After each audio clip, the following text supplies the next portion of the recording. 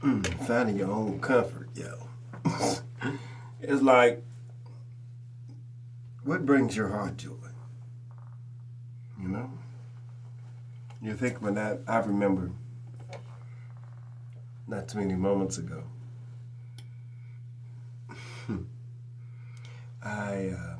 My mindset was a little different. You know, my health wasn't there either, and that was mainly my mind left me because of my health, inflammation in the body, and I never used to get sick. I used to always be healthy. You know, it's like you little cold or something every once in a while. I never really was sick. I never got sick until I did get sick. And when I got sick, it was a very profound experience. And I remember when I really started to realize that I can't. That I wasn't going to be able to keep putting on the show I was putting on. Out down the country and shit. In my folks' place, they had a little fire pit going. And I went over to the wood pile, so I was walking over there to the mansion. By that time, it was no medications and no idea how to deal with myself outside of what I learned is probably to, if you get a little mucus and shit, you're taught during that time growing up, go get a pill. And that'll help dry you up so you can get over the hump and get back where you need to be. But without the love, the intense love for self and the understanding of how this body works, I got sick. I walked very slow across the yard, over close to the wood line, and I got me some wood to bring back to the fire pit where everybody was at. And realistically, I couldn't make it back. I had to drop all the fucking wood right there. And just slowly walk my ass back over there and sit down. And try to figure out what the fuck going on with me.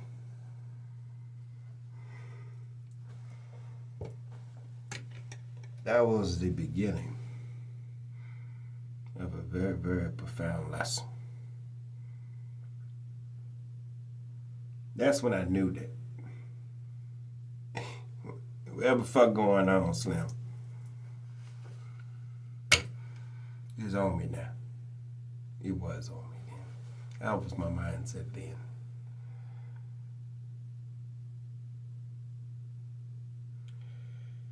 Then we had 9 medications. It got so bad I was taking 9 medications a day just to breathe. This was before COVID. I had to get a 3-part lung surgery to get off the 9 medications. It was called a bronchoscopy. Basically go in there with the heat scope, do the local anesthesia, knock you out and shit. And they proceed to go in. Non-invasive, they just go straight on into the nose or whatever. They go in there and they burn back the muscle tissue in your airways, open them up. One-time surgery, so it ain't no keep going back to get patched up like that. Very invasive.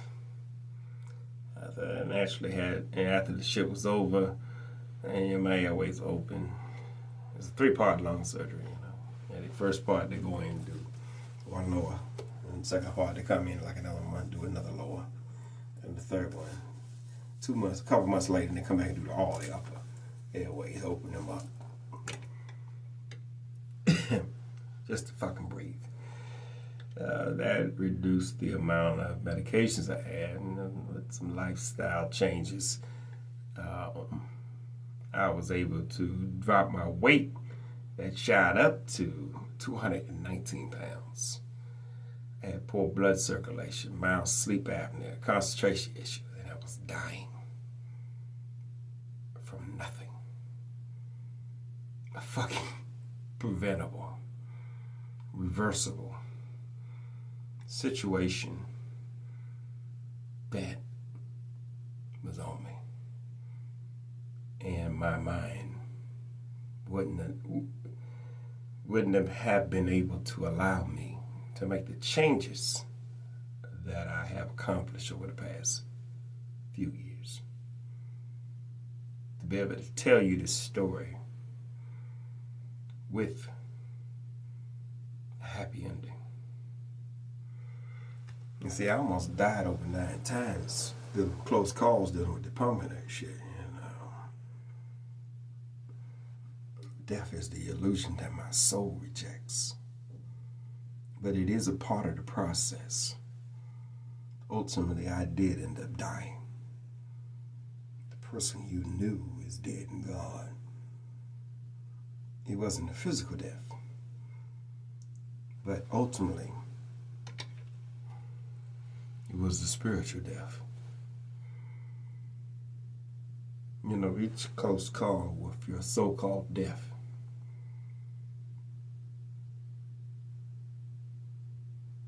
allowed me to dig deeper and create better ways of living. It's quite frankly the only reason I taught myself herbal medicine. The only reason that I was inclined to learn martial arts, Kung Fu. Because I just wanted to breathe better.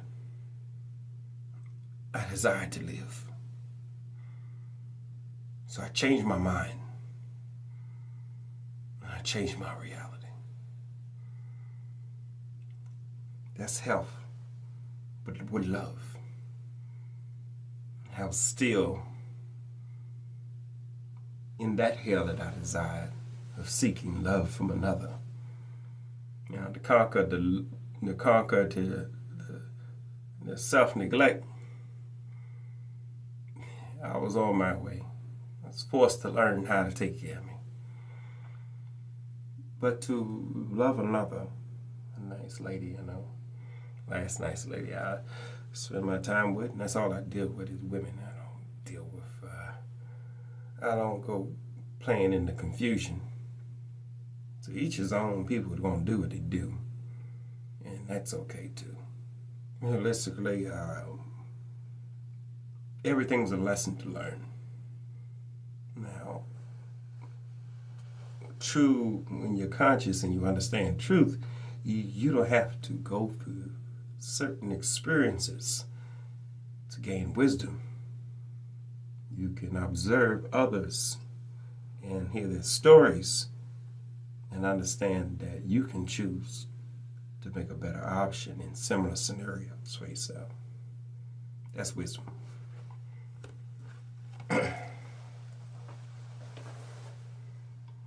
What you do with yourself is what you do, though.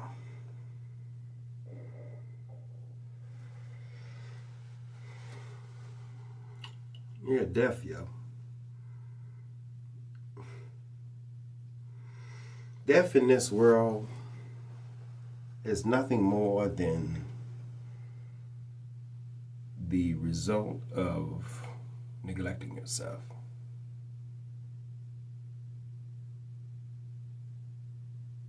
Now there is murder, mayhem, and all types of things that happen in this world. But that's life. Most people want to live in a perfect world where nothing happens.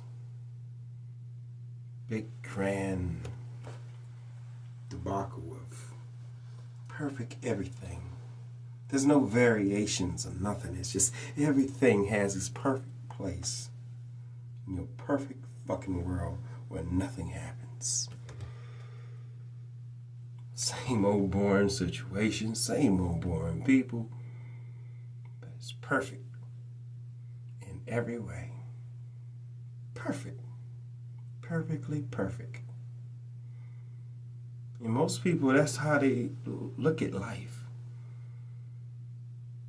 Perfect. But the thing is, without understanding that things can become imperfect. But if it's perfect, where is the room for improvement? If the definition that you have is perfect.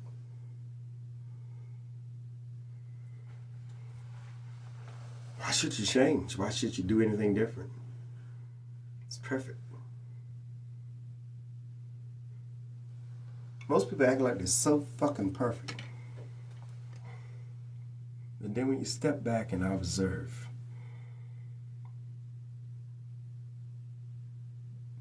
the performance that they put on in their quiet moments alone is a whole lot different than the performance they put on when someone is watching.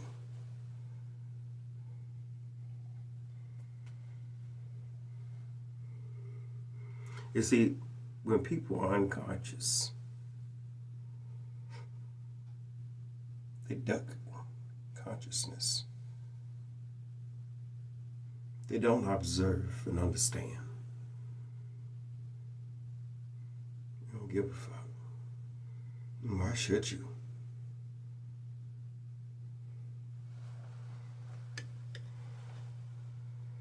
An experience, no matter how you put it,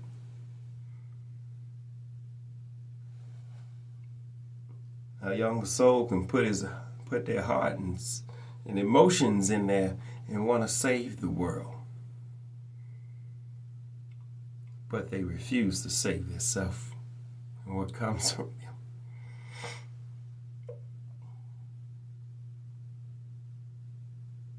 There's a great responsibility to the truth. When you come into it, it's a great responsibility.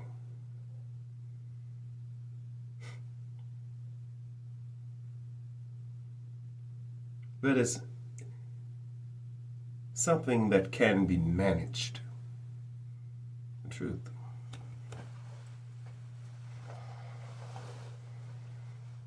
They got different tribes and groups out there in the world that still do things the natural way and still live by the wisdom of our ancestors that seeded us here. Still live off that wisdom, and they persevere, and they understand when that young brave or young child is coming into their own, that preparation needs to be made to bring them from the point of not deeply understanding to the knowing of self. You know? And see, it's not so much that you're coming into the knowledge now. What are you going to do to allow this knowledge to flourish in a profound manner? Not everybody is ready for the truth. There's a lot of people out there that's scared of shit, yo. They scared. It's like talking to a bunch of fucking children, yo. Like you lied to these little niggas about bullshit, and then they grow up to be grown fucking niggas scared of fairy tales and bullshit. You know, when I say fuck you dumb niggas, blame it on yourself.